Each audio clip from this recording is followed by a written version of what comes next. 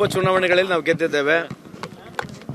ನಮ್ಮ ಸರ್ಕಾರದ ಕಾರ್ಯಕ್ರಮಗಳು, ಕಾಂಗ್ರೆಸ್ ಪಕ್ಷದ ಕಾರ್ಯಕ್ರಮಗಳು, ಅದರ ಜೊತೆಗೆ ಒಂದು ದಾವಣಗೆರೆ ಹಾಗೂ ಬಾಗಲಕೋಟೆಯಲ್ಲಿ ನಮ್ಮ ಕಾರ್ಯಕರ್ತರು ಮಾಡಿರ್ತಕ್ಕಂಥ ಕೆಲಸ, ನಮ್ಮ ಮುಖಂಡರುಗಳು ಮಾಡಿರ್ತಕ್ಕಂಥ ಕೆಲಸ, ನಮ್ಮ ಸರ್ಕಾರದ ಕಾರ್ಯಕ್ರಮಗಳ ಮೇಲೆ ಜನ ನಮಗೆ ಓಟ್ ಹಾಕಿ ಗೆಲ್ಲಿಸಿದ್ದಾರೆ ಅಂತ ಈ ಸಂದರ್ಭಕ್ಕೆ ಹೇಳಲಿಕ್ಕೆ ಬಯಸ್ತೇನೆ.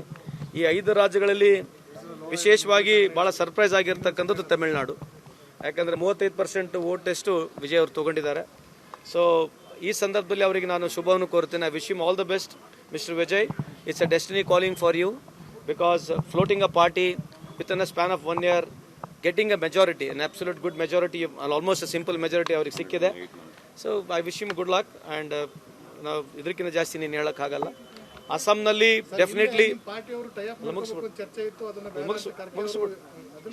ಅಸ್ಸಾಂನಲ್ಲಿ we would have done better, but ಅದಕ್ಕಾದಂಥ ರೀಸನ್ಸ್ ಇದ್ದಾರೆ. ಅಲ್ಲಿ man of the match, man of the series ಬಿಜೆಪಿಗೆ ಯಾರನ್ನ ಇದ್ದಾರೆ, ಜ್ಞಾನೇಶ್ ಕುಮಾರ್ ಇದ್ದಾರೆ. ಅದ್ರ ಬಗ್ಗೆ ಸಂಪೂರ್ಣ ಮಾಹಿತಿ ಕೊಡ್ತೀವಿ, ಹೆಂಗಾಗಿದೆ ಹೆಂಗೇನಿಲ್ಲ ಅಂತ ಹೇಳಿ. ಅದೇ ರೀತಿಯಾಗಿ ವೆಸ್ಟ್ ಬೆಂಗಾಲಲ್ಲಿ 91 ಲಕ್ಷ ವೋಟ್ಗಳನ್ನ ತೆಗೆದು 27 ಲಕ್ಷ ಆ್ಯಡ್ ಮಾಡಿ ಎಲ್ಲೆಲ್ಲಿ ಬೇಕಾಗಿರ್ತಕ್ಕಂಥ ಸಂದರ್ಭದಲ್ಲಿ 5,000 ವೋಟು, 15,000 ವೋಟು, 25,000 ವೋಟು, 30,000 ವೋಟು ಈ ರೀತಿ ತೆಗೆದು ಎಲ್ಲಿ ಅವರಿಗೆ TMCಗೆ ಸೋಲಿಸಬೇಕಲ್ಲಿ ಸೋಲಿಸ್ತಕ್ಕಂಥ ವ್ಯವಸ್ಥೆ ಮಾಡಿದ್ದಾರೆ. ಅದ್ರ ಜೊತೆಗೆ ಆಂಟಿ ಇನ್ಕಂಬರೆನ್ಸಿನ ಇತ್ತು. ಸೊ ಓವರಾಲ್ ಜ್ಞಾನೇಶ್ ಕುಮಾರ್ ಅವರು ಬಂದ ಮೇಲೆ ಬಿಜೆಪಿಯ ವಿನ್ನಿಂಗ್